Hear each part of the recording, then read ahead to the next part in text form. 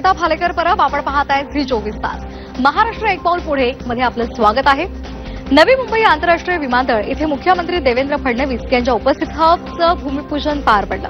पेडेक्सचे अध्यक्ष आणि मुख्य कार्यकारी अधिकारी राज सुब्रमण्यम, पेडेक्सच्या विमान कंपनीचे मुख्य कार्यकारी अधिकारी रिचर्ड स्मिथ यावेळी उपस्थित होते. पेडेक्सनं मुंबईमध्ये केलेल्या गुंतवणुकीमुळे प्रचंड आनंद झाल्याचं फडणवीसांनी सांगितलं. आजच्या जगामध्ये व्यापार क्षेत्रामध्ये प्रचंड घडामोडी घडतायत. जुन्या अडचणी जाऊन नव्या अडचणी उभ्या आहेत.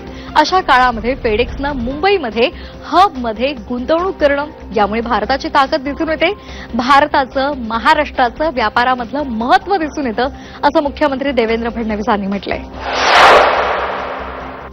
फ्रान्सचे राष्ट्रपती इमॅन्युएल मॅक्रॉन भारत दौऱ्यावर आले होते.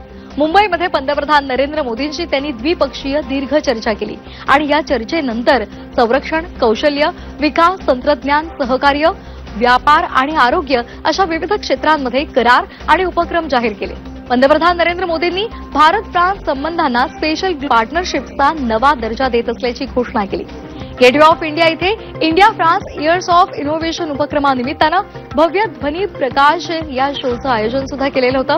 भारत जगामधला तिसरा सर्वात मोठा स्टार्टअपची परिसंस्था बनलाय असे गौरवोद्गार पंतप्रधान नरेंद्र मोदी यांनी काढले. मुख्य म्हणजे पंतप्रधान नरेंद्र मोदी आणि फ्रान्सचे राष्ट्रपती इमॅन्युएल मॅक्रॉन यांनी आपल्या महत्त्वपूर्ण चर्चेसाठी मुंबईची निवड केली.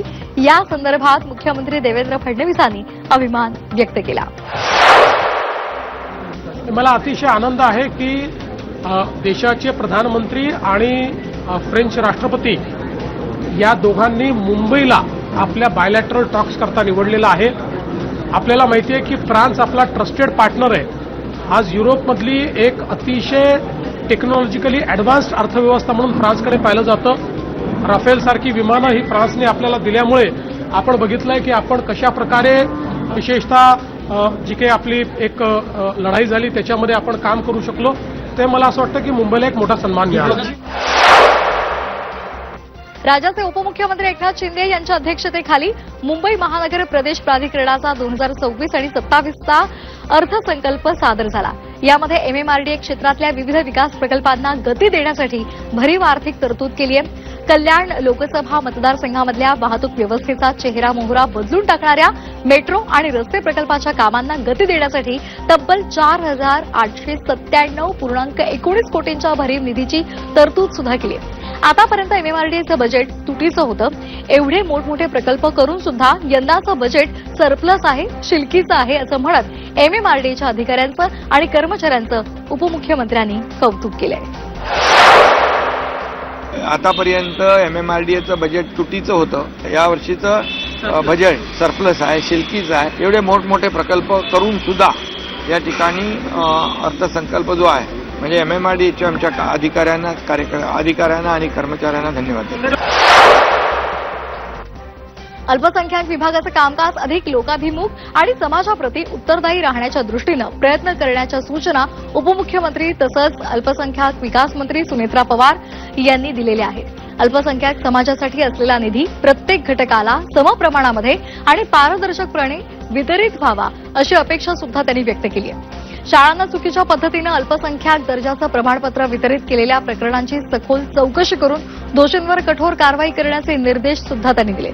उपमुख्यमंत्री सुनेत्रा पवार यांच्या अध्यक्षतेखाली अल्पसंख्याक विकास विभागाची आढावा बैठक पार पडली आहे.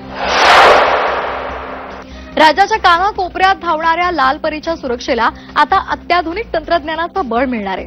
महाराष्ट्र राज्य मार्ग परिवहन महामंडळानं महत्वाकांक्षी असा नवीन सीसीटीव्ही प्रकल्प हाती घेतलाय. या प्रकल्पाच्या माध्यमातून एसटीच्या बस स्थानकांपासून ते विभागीय कार्यालयांपर्यंत सर्वच महत्वाच्या ठिकाणांवर डिजिटल नजरेचं अभेद्य जाळं उभारलं जाणार आहे अशी माहिती परिवहन मंत्री प्रताप सरनाईक यांनी दिली आहे.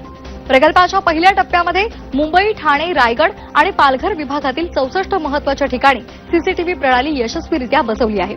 उर्वरित 27 विभाग, विविध कार्यशाळा आणि कार्यालयांमध्ये सुद्धा सीसीटीव्ही बसवण्याची पुढली कार्यवाही सध्या वेगानं सुरू आहे. महाराष्ट्र एक पाऊल पुढे मध्ये वेळ झाली इथेच थांबण्याची.